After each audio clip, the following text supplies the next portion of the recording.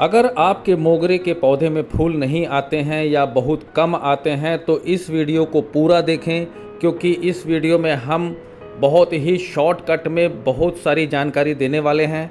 तो सबसे पहले हम इसे रीपॉट करेंगे, क्योंकि रीपॉट जब कोई भी पौधा 2 से 3 साल पुराना हो जाता है तो उसमें रूट बॉन्ड हो जाता है।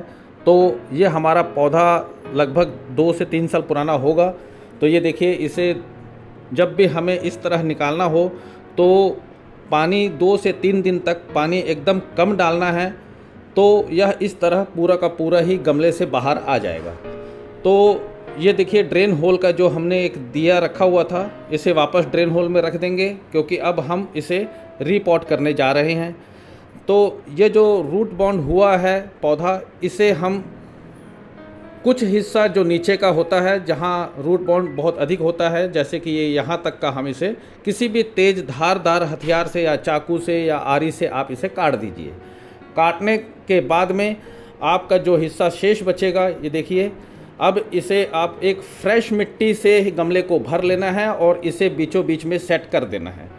तो जब यह 1 हफ्ते के बाद में आप देखेंगे कि इस तरह उसमें ढेर सारी ब्रांचेस आ चुकी हैं, और जितनी अधिक ब्रांचेस आएंगी आपको लिए उतना ही शानदार पौधा तैयार हो रहा है। परंतु इस समय बहुत ही केयर रखने की चीज़ होती है कि इसमें कीड़े मकोड़े बहुत सारे लगते हैं, बहुत नाजुक पौधा होता है, इसमें पानी बहुत कम रखना है। हो सके तो आप 200 ml 100 ml के आसपास डालें या स्प्रे करें, पानी अधिक ना डालें। और इसमें अब फर्टिलाइज़ करेंगे, 2 फर्टिलाइज़र की बात करेंगे हम। सबसे पहले हमें इसमें जो फर्टिलाइज़ करेंगे वो होगा NPK। हम इसमें NPK का आधा चम्मच इन दोनों पौधों में हम आधा चम्मच, देखिए इस तरह से हम जड़ों से थोड़ा सा दूरी बनाते हुए छिड़काव कर देंगे। इसमें फर्टिलाइज़र की मात्रा बहुत कम रखनी है, ज़्यादा फर्टिलाइज़ नहीं करना है इस समय। और आप इस तरह दोनों गमलों में फर्टिलाइज़ कर दीजिए।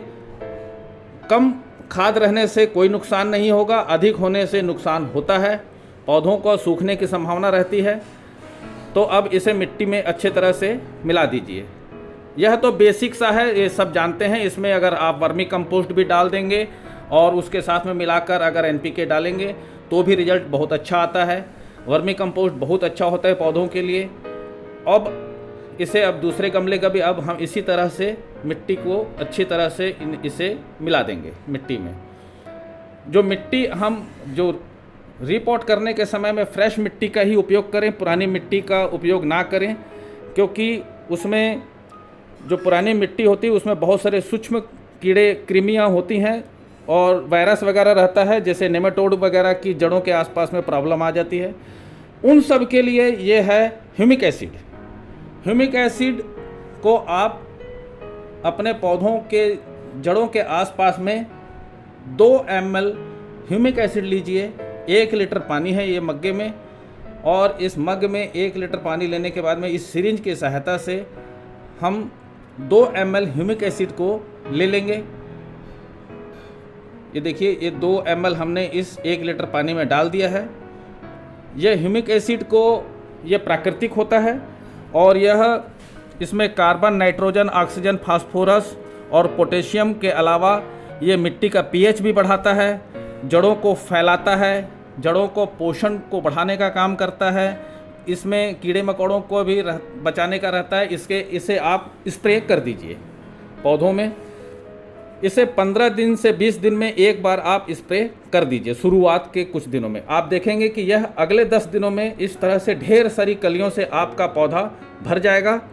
और आपको अगर ह्यूमिक एसिड को